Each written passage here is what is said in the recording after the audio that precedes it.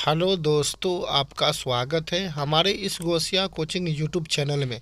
दोस्तों, आज बात करेंगे एनसीईआरटी बुक से मैथ की जो प्रश्नवाली 1.2 होगा। ठीक है दोस्तों, 1.1 बताया है, नहीं देखें तो आप अगले वीडियो में देख लीजिएगा। ठीक है, दो में दिया गया है कि आपका गुणनखंड निकालना है। ठीक है, गुणनखंड विधि से। ठीक है, तो दोस्तों दूसरा नंबर में दिया गया है क्वेश्चन। आप लोग इसको अच्छे से देखिए, समझिए, ताकि आप लोगों को यह उतना क्वेश्चन नहीं पूछता है, इसीलिए पीडीएफ के माध्यम से थोड़ा बता दिए कि 40 को तोड़िएगा, इस माध्यम से तोड़िएगा। दिया गया है 2 गुने 5 गुने 7 दिया गया है, इसको स्क्वायर कर दिए, फिर उसके बाद ऐसे लिख दीजिएगा। ठीक है, तो यह गुणनखंड विधि से पूछता है, इसलिए गुणनखंड विधि को तोड़ दिए हैं। लसा के माध्यम से आप लोग तोड़ लीजिएगा। ठीक है दोस्तों, अगले क्वेश्चन पर चलते हैं जो इम्पोर्टेंट होने वाले हैं। ठीक है ना, बहुत ही इम्पोर्टेंट क्वेश्चन यह पूछते ही हैं। दोस्तों देखिएगा कि एचसीएफ महत्तम समावर्तक और लघुत्तम जिसको बोलते हैं एलसीएम। ठीक है, दो संख्याओं को गुणनफल में जांच करना है आपको। 2 नंबर में 3 नंबर में दिया गया है। ठीक है, 3 नंबर में दिया गया है। तो पहला क्वेश्चन है 26 और 91 का। 26 को पहला क्वेश्चन, इसको तोड़िएगा 26 को, तो 2 गुने 13, 13 दूना 26 होते हैं। फिर उसके बाद 91 को तोड़िएगा तो 13 7 91 होता है। दोनों में क्या कॉमन आ रहा है, तो आपको दोनों में कॉमन आ रहा है 13, तो दोनों गुणनफल क्या होंगे 13 13, इसीलिए आपको महत्तम समावर्तक आपका 13 होगा। लघुत्तम की बात करते हैं दोस्तों, लघुत्तम की बात करते हैं तो लघुत्तम आपको आएगा 2 गुने 7 गुने 13 गुने, तो दोनों का गुना कीजिए 100, सभी का गुना कीजिएगा तो 182 आएगा। क्या आएगा 182।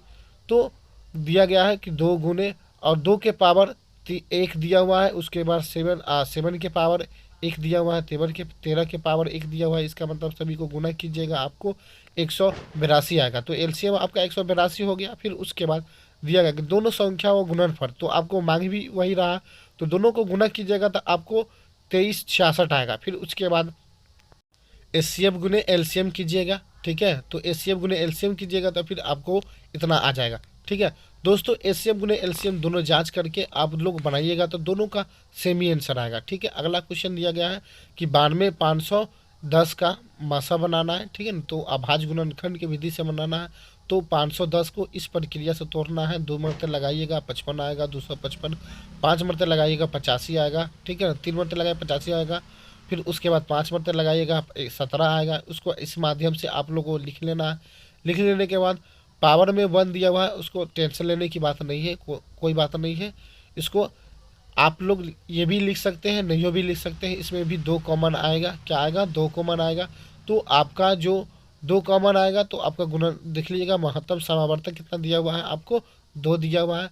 गुणनफल चेक करना है आपको, गुणनफल चेक कीजिएगा तो 2 के पावर और उसके बाद 3 के पावर दिया हुआ है। एलसीएम आपका इतना आएगा। तो देखिएगा क्या कि 2 के पावर 2 है, क्या है 2 लिया तो 2 के पावर 2 होगा।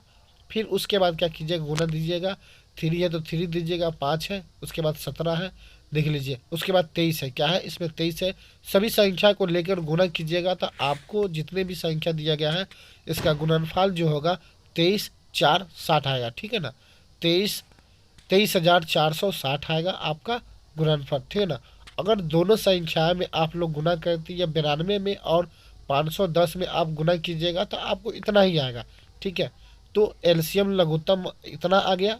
क्या दिया गया है, इतना दिया गया है आप लोगों को। आप लोग गुना कीजिएगा। ठीक है, गुना कीजिएगा 2 के स्क्वायर 4, 4 3 12, 12 5 60, 5 में 60 आ गया। 60 उसके बाद है ना 23 से गुना कीजिएगा, आपको इतना आ जाएगा। आज चिंता लेने की बात नहीं है दोस्तों। तो आपको क्या करना है कि एचसीएफ गुने एलसीएम देना है। तो एचसीएफ आपका कितना आया 2 है, एलसीएम आपका कितना आया है, तो एलसीएम आपका आया है 23,460। तो दोनों को गुना कीजिएगा तो आपको आएगा कितना, आपका 46,920 आएगा। ठीक है, तो इतना आ गया। फिर उसके बाद उसमें लिख दीजिएगा। लिख देने के बाद दोनों का आंसर सेम आया। क्या आया, सेम आया। दोनों संख्या को गुणनफल कीजिएगा तो आपको 46,920 आएगा। और उसके बाद आपको एचसीएफ गुने एलसीएम कीजिएगा तो आपको इतना ही आएगा। दोनों का मान समान आ गया, इसीलिए आपको यह 2 नंबर का सवाल बन गया। दोस्तों, आप हमसे जुड़े रहिए, हर रोज़ आपको मैथ का क्लास 9 बजे मिल जाएगा।